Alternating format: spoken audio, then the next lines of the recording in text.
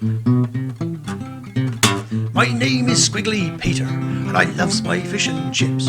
I love that salt and vinegar, what dribbles down me lips. And when I'm out there pirating, my pencil in my hand, I draw myself whatever I need or whatever comes to hand. Squiggly Pete, Squiggly Pete, Squiggly Pete, Squiggly Pete, Squiggly Pete, arr, the pirate. Hi, my name's Martyn Harvey, creator of The Boy with the Saucepan Hat and Squiggly Pete, the Pirate. Arr! And today we're going to be drawing geese. So, here's my magic pencil. Let's draw. Okay, so I've used my little rubber to rub out the pencil lines on the ones we inked here. And now it's time to paint. Now, I had a doodle around previously just to sort of experiment with the sort of colours I could use. Now, these Brent Geese aren't particularly colourful, and I tried to explore some ways of giving them sort of a little bit of light, but there's sort of like a muddy, browny, grey sort of mixture of colours in there. So there's not a lot we can do with it. It's not the most bright and cheerful sort of colour, but these things do stand out from the distance. You can see them on the marsh. For example, you'll often see just that amount sticking up above the reeds. And I've come to the conclusion that what we need is a bit of grey here with a little bit of plumage showing, black tail feathers, a white underbelly, maybe a little bit of sort of brown in there to give it some shape, and a sort of greeny grey head, neck, and leave a little bit of white for the ring around the collar. So let's get to our watercolours. I'm using my trusty Winsor & Newton kit that I've had for quite a few years, with some Sennelier pans, and of course my light yellow ochre, which I use a lot of. Got a full pan in there. Right, so let's just pop these here and have our geese there. I'm going to be using a, not sure what number it is. It's just worn off. It's a, saw it just then. It's a Pro Art Proline. Is it Renaissance? Sable. Not sure what size, but it's about that big. Right. Okay, and a little bit of water. Now, let's go straight for that greeny grey. I've got some sort of green here, which is made up from sap green. It's a bit of olive. I tend to be sort of go freestyle about this. Put a little bit of Winsor blue in there to give this nice sort of emerald, deep emerald green there. And then I'm going to taint that with a little dab of Payne's Grey to darken it up. So Payne's Grey is not actually black. You can, if you use it completely intensely, make it black, but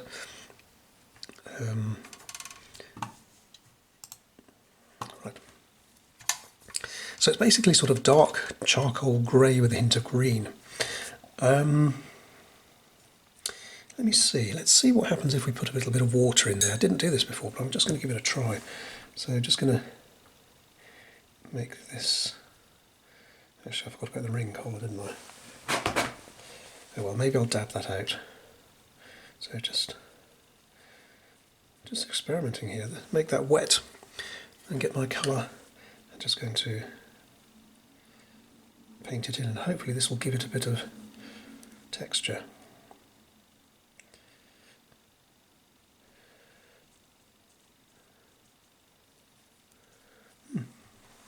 Quite like that actually. If you compare that to the ones I did here, can you see the green? There's a hard edge to the green. In this case it makes it soft. Let's go with that for these, shall we? Now I'll do this all at the same time, and that's, I find, a good way of doing this, because once you've mixed up the colour for one, you might as well then use it for the others. So here we go, a little bit of water, a a little bit of green. And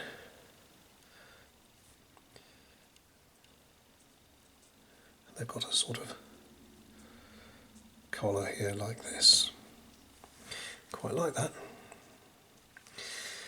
Okay, we can always darken that up later if we want.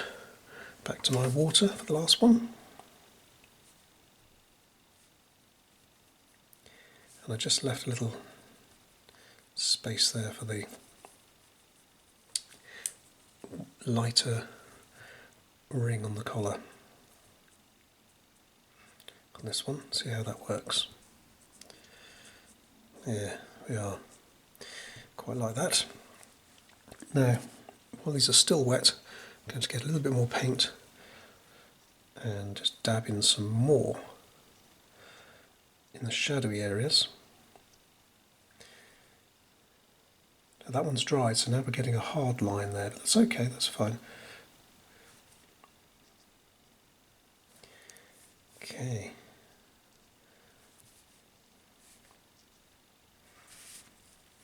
Can you see how that gives it like a three-dimensional texture? Look. Same approach here.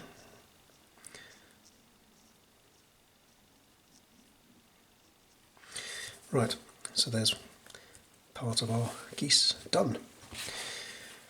I think I'm going to do the same on these. Now these were inked with a different pen. Now you can't see much of a difference between the Winsor & Newton ink ones here and the Mitsubishi pen ink ones here. But what happens is if you rub out any pencil marks, this pen actually rubs away, and then when it's scanned it doesn't come through quite as intense and sharp as this one. So I prefer using this one if I can, but this one needs the scratchy pen, and it's a little bit harder to control that. Right, so let's give ourselves a little bit of water here.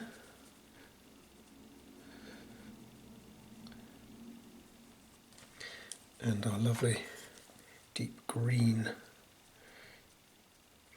I don't think it is green in real life, but I'm just allowing it to sort of maybe reflect some colours from its environment.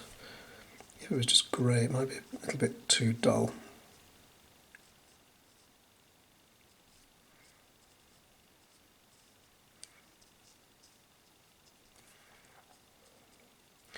Quite like the way this is working actually, so I'm going to have to mix up a little bit more of that paint. So a bit of sap, a bit of olive, gives like a sort of army khaki green, a touch of Winsor blue,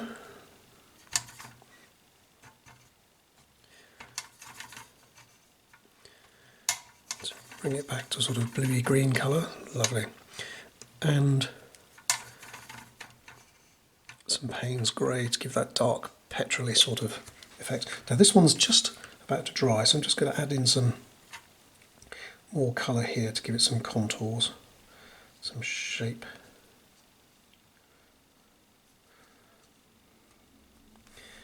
Okay, that ring might be a bit light, so we can always dab some more in there later.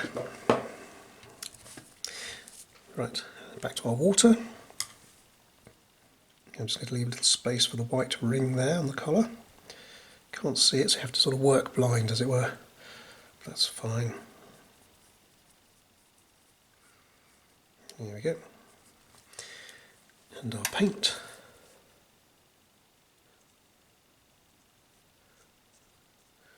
I think the ring was about there. Lovely. This is one of the things I really enjoy about watercolour, the way the paint bleeds. It's beautiful.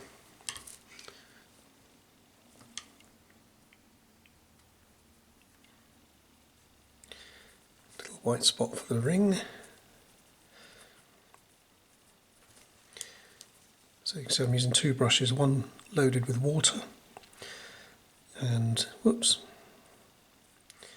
the other loaded with the paint. Right, the colour in this one's a little bit more green, so I'm going to add some more Payne's grey to that. There we go. And while it's still wet, come back and dab that in.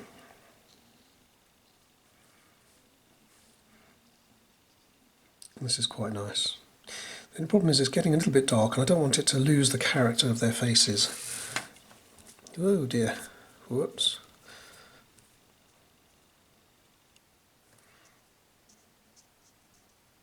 Yeah. Now, in that area where I've got to wrap tissue around a blade here, get a sharp point, going to dab out the white of that collar. Can you see that? The same here. That one's okay. Those are sort of done. Now let me see. This one up here, I didn't leave the white ring, so I'm just going to reactivate the paint with a little bit of water.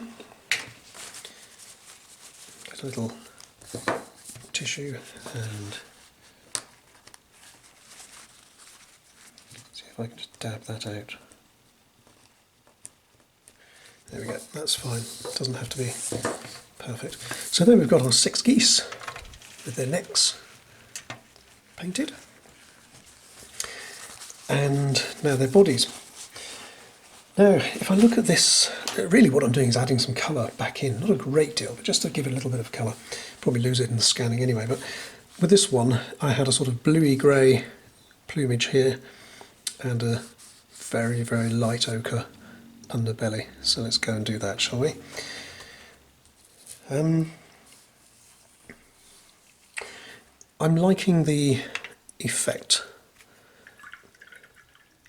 Why do I say that these days? I like the effect of the little bit of light yellow ochre here on the underbelly and the way this is using. So as I said, I'm enjoying the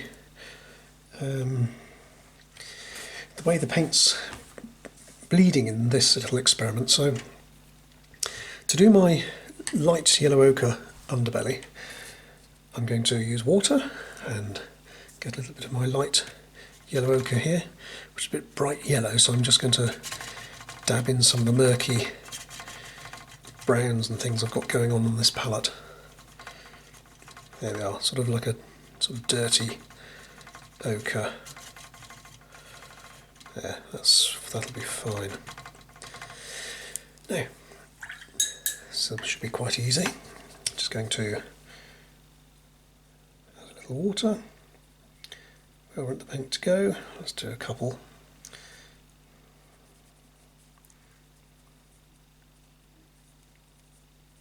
In fact, do all 3.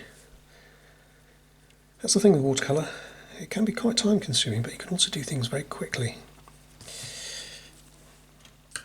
Paint. Don't need to do too much. Now, let's say that. When you scan these things, the scanning, because it's digital, never captures the subtlety of the watercolours if you're using very subtle things like this. That's nice, I like that. Let's go on and do the whole lot while we're here, shall we?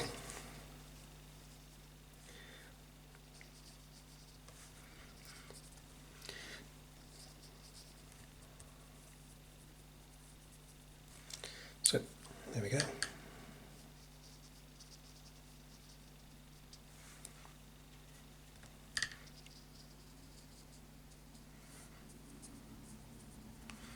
That's it. There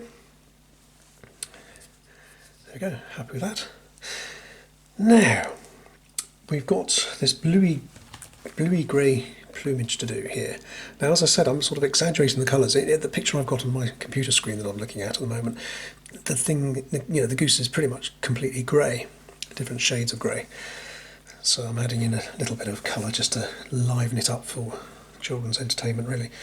Now, the feet are black grey, according to the pictures I have on oops, made a bit of a smudgy mess of this one. Right, just going to see if I can rescue this one a bit. got a little splodge of paint there. Don't know how that got there. Just reactivate it. And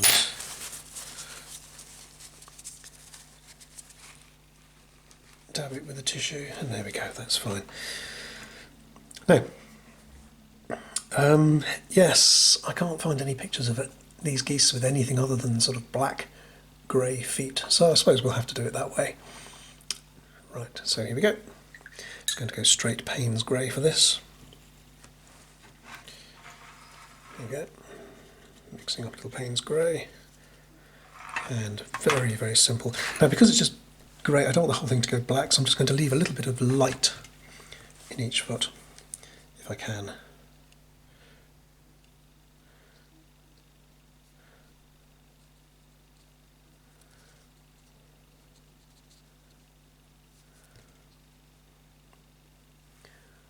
There, simple.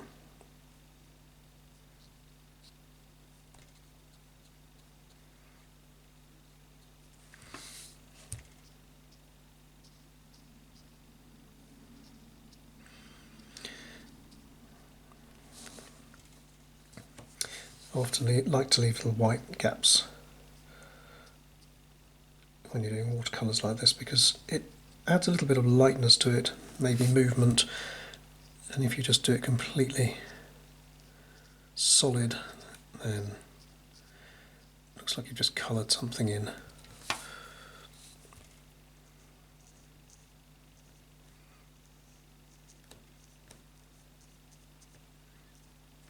Okay, there's our geese, looking pretty goose-like, even if I do so myself.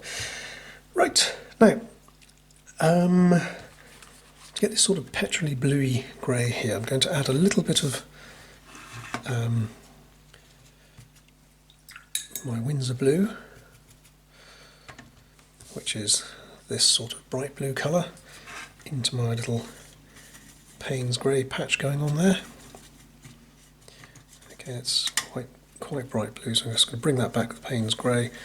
Hopefully you can see there we've got a sort of bluey grey, and I'm happy with that.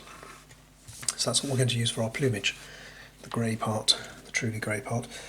And I'm just going to go straight dry with this. So a little, there we are, a little dab up there just to get a feel for it. I like that, I like it a lot. So just going to, whoops.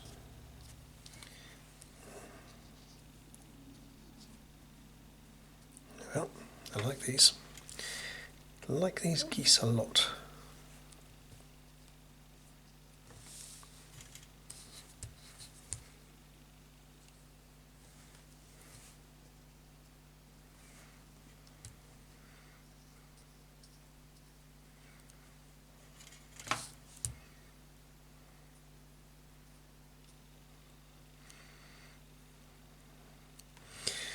And there we are, there's our geese. I like that. I love the way the watercolour, just simple strokes, you can just leave blobs and things. It doesn't have to look exactly like the animal perfectly, just leave blobs. As you can see, that's quite a bluey grey colour, but as it dries it's going back to the grey. So I could have made that even more intense, but that's fine. I'm going to wait till it dries. In fact, excuse me a minute, as I say, once it dries, the intensity of that colour goes. So I'm just going to dab on top of that some same colour, just to give it a bit of extra. Now in this case I'm going to try to emulate some of that plumage a little bit. Now the bird watchers amongst you are going to be throwing up your arms going, they're not like that. They're not stripy. But like I said, it's more the character I want to capture than the actual precise rendition. Now, I'm happy with that. There's lots of variety of shapes there in those little creatures. I'm going to add a little bit, now the feet have dried, I can see where I'm going with that. I'm going to add darker Payne's grey to make those feet a little bit more solid. So we've got the light grey as a background, So I'm just going to firm it up a bit here and there.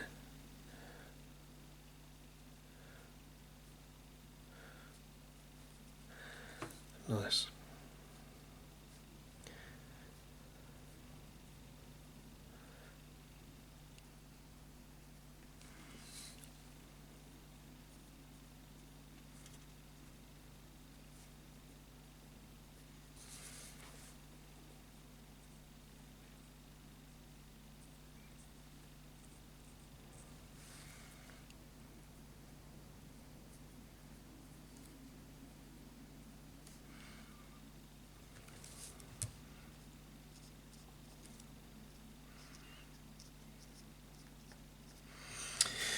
Okay, so there we go.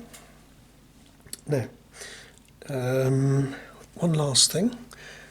These tail feathers, which are quite strong, dark here. So we'll actually do that. I think that'll be it.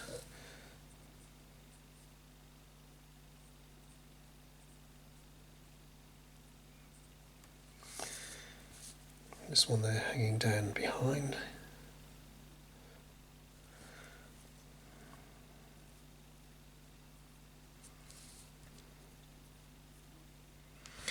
There we go.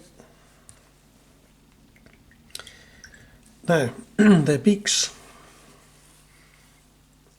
are actually black. I don't really want to do them black.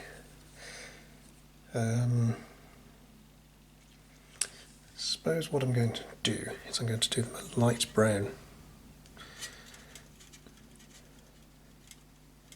to give it some more colour, and then maybe add a little bit of black too.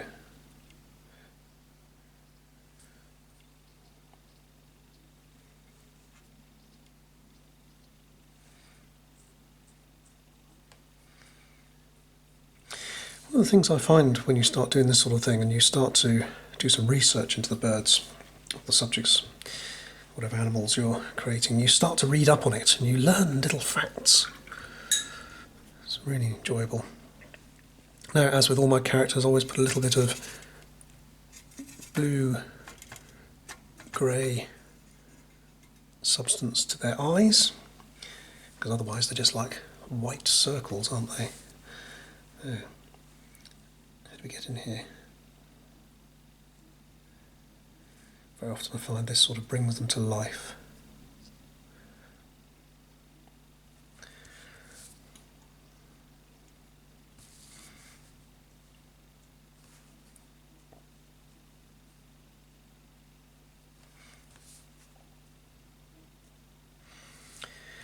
There we go.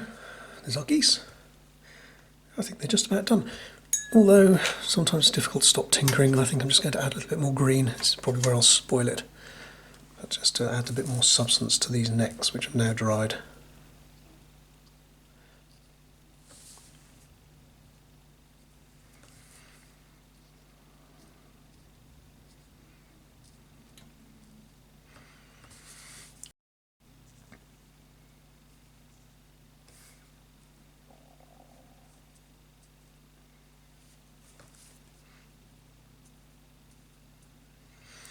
There we are. Happy with that.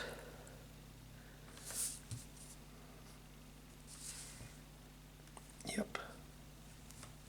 There we are.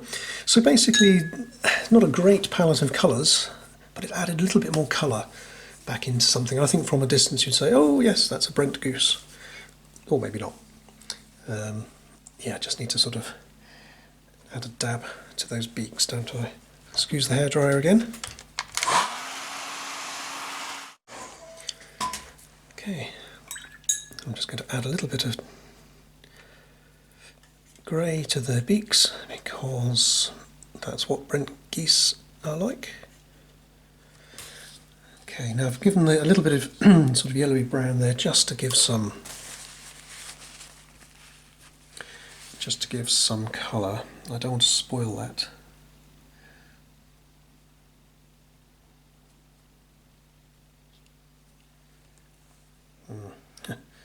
he says, completely spoiling it. See what I mean? I like them. The yellow beak. I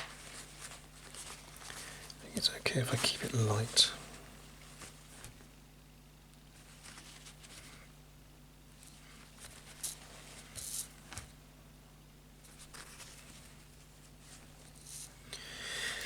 Yes, these three aren't too bad. These ones across the top I'm not entirely happy with, so I'm just going to reactivate the paint.